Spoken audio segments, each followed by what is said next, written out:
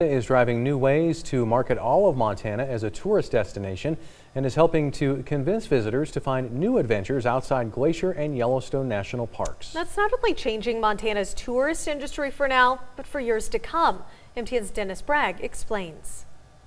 In years gone by, the main challenge of tourism marketing in Montana was to get people to drive all the way to Big Sky Country, and that meant marketing our two national parks as once-in-a-lifetime trips. But today, with Glacier and Yellowstone headed for another record or near-record summers, internet fame is taking care of that job, with social media changing how people share their experiences.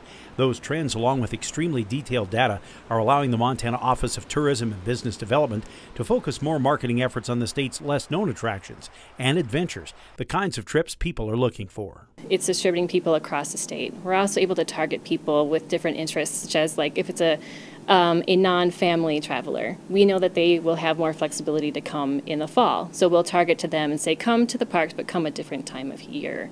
In fact, if you peruse the state's marketing materials now, you see a lot less Old Faithful and a lot more adventures. We're continuing on a strategy where we're focusing. You'll see a lot of our summer advertising does not feature the parks anymore. It's featuring things to do outside of the parks. We have a huge road trip component, people who want to drive in and go to multiple places in the state.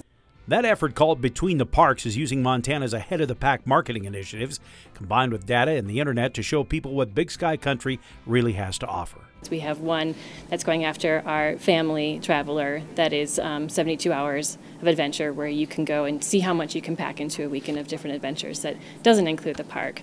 We also have one that's aimed at our couples who are educated traveler who maybe don't have kids who are coming through, and they are also road tripping and wanting to see ghost towns and want to be hiking and want to be camping and want to be doing different things in the state. It used to be that the park was their main destination. They would plan their whole trip about going to one of the national parks.